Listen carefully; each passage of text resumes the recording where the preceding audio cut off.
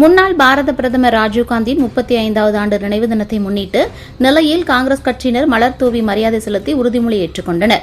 முன்னாள் பாரத பிரதமர் ராஜீவ்காந்தி அவர்களின் 35ஆம் ஆண்டு நினைவு தினத்தை முன்னிட்டு நெல்லை வண்ணாரப்பேட்டை செல்லப்பாண்டியன் பாவனம் காங்கிரஸ் கட்சி அலுவலகத்தில் அலங்கரித்து வைக்கப்பட்ட ராஜீவ்காந்தியின் திருவுருவப்படத்திற்கு மாலை அணிவித்து மலர் தூவி மரியாதை செலுத்தினர். அதனைத் தொடர்ந்து உறுதிமொழி ஏற்றுக்கொண்டனர். இந்த நிகழ்ச்சியில் நெல்லை காங்கிரஸ் கட்சி மாநகர் மாவட்ட தலைவர் ராஜேஸ்வரன், முன்னாள் மாவட்ட தலைவர் சங்கரபாண்டியன், கவி பாண்டியன், ராஜேஷ் முருகன், சுப்ராஜ் உள்ளிட்ட ஏராளமான கட்சி நிர்வாகிகள் கலந்து கொண்டனர்.